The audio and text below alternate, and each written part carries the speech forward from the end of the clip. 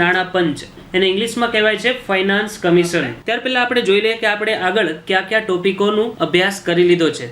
એમાં સૌથી પહેલા આપણે અભ્યાસ કર્યો તો રાષ્ટ્રીય પ્રતીકો, ત્યાર પછી આપણે જોયું બંધારણનું નિર્માણ, ત્યાર પછી બંધારણની વિશેષતાઓ, ત્યાર પછી બંધારણની પ્રસ્તાવના, રાજ્યોનું પુનર્ગઠન. આ બધા જ ટોપિકો આપણે ક્રમશઃ આગળના લેક્ચરમાં જોઈ લીધા છે. ત્યાર પછી છઠ્ઠા લેક્ચરમાં આપણે જોયું હતું સંઘ અને રાજ્ય ક્ષેત્ર, સાતમા લેક્ચરમાં નાગરિકતા વિશે આપણે ચર્ચા કરી હતી, આઠમા લેક્ચરમાં મૂળભૂત અધિકારો વિશે આપણે ચર્ચા કરી હતી, નવમા લેક્ચરમાં મૂળભૂત ફરજો વિશે ચર્ચા કરી હતી, 10મો લેક્ચર રાષ્ટ્રપતિ આપણે શીખાતા. ત્યાર પછી 11મા લેક્ચરમાં ઉપરાષ્ટ્રપતિ વિશે આપણે સમજ મેળવી હતી, 12મા લેક્ચરમાં એટર્ની જનરલ, 13મા લેક્ચરમાં વડાપ્રધાન, 14મા કેન્દ્રીય મંત્રી પરિષદ, 15મા રાજ્યસભાની આપણે ચર્ચા કરી હતી, 16મા લેક્ચરમાં લોકસભા વિશે આપણે માહિતી મેળવી હતી, 17મા લેક્ચરમાં રાજ્યપાલ વિશે માહિતી મેળવી હતી. એમાં રાજ્યપાલ પાર્ટ 1 અને રાજ્યપાલ પાર્ટ 2 બે લેક્ચર મેં બનાવેલા છે મિત્રો. 18મો લેક્ચર મુખ્યમંત્રી આપણે જોઈ લીધો, 19મો લેક્ચર રાજ્યના એડવોકેટ જનરલ જોઈ લીધા, 20મો લેક્ચર આપણી વિધાનસભા જોઈ લીધી, 21મો લેક્ચર રાજ્યની વિધાન પરિષદ વિશે આપણે ચર્ચા કરી લીધી, 22મો જમ્મુ કાશ્મીરને અલગ દરજ્જો શું કામ આપવામાં આવ્યો છે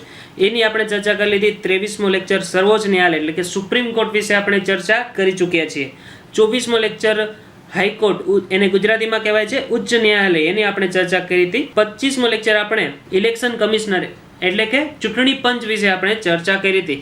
હવે આજે આપણે 26મો ટોપિકનો અભ્યાસ કરવાનો છે જેનું નામ છે નાણાં પંચ. નાણાં પંચને ઇંગ્લિશમાં કહેવાય છે ફાઇનાન્સ કમિશન. હા, તો હવે આપણે જોશું પહેલી સ્લાઇડમાં કે અનુચ્છેદ નંબર 280 પ્રમાણે નાણાં પંચની રચના થાય છે. કયા અનુચ્છેદ પ્રમાણે? તો કે 280 પ્રમાણે. અને નાણાં પંચની રચના દર 5 વર્ષે થતી હોય છે સામાન્ય રીતના. પછી આપણે જોઈએ કે નાણાં પંચની, જો આગળ આપણે એક સ્લાઇડમાં વધારે ડીપમાં ચર્ચા કરીએ કે એમની રચના આખી કઈ રીતના થાય, તો કે આગળ આપણે જોઈએ અનુચ્છેદ નંબર 280 પ્રમાણે દર 5 વર્ષે નાણાં પંચની રચના થાય. હા, એમની રચના કોણ કરે? તો કે નાણાં પંચની રચના સામાન્ય રીતે રાષ્ટ્રપતિ કરતા હોય છે. પછી નાણાં પંચમાં કેટલા સભ્યો હોય? તો એક અધ્યક્ષ હોય અને બીજા 4 સભ્યો હોય. જો આ સ્લાઇડમાં આપણે અભ્યાસ કરો કે 280 અનુચ્છેદ નંબર 280 પ્રમાણે એમની રચના થાય, દર 5 વર્ષે રાષ્ટ્રપતિ એની રચના કરતા હોય છે, રાષ્ટ્રપતિ નાણાં પંચની રચના કરે, પછી એમાં એક અધ્યક્ષ અને 4 સભ્યો આવેલા હોય છે. એટલે આપણે કહી શકીએ એક અધ્યક્ષ અને 4 સભ્યો એટલે કે 5 સભ્યોનું નાણાં પંચ બનેલું હોય છે, ફાઇનાન્સ કમિશન. આ બીજી સ્લાઇડમાં આપણે અભ્યાસ કરીએ કે નાણાં પંચનો કાર્યકાળ શું હોય. કોઈ એનો કાર્યકાળ બંધારણમાં કોઈ ફિક્સ કરેલો નથી. આમ જનરલી 5 વર્ષનો હોય છે, 5 વર્ષનો કાર્યકાળ હોય છે.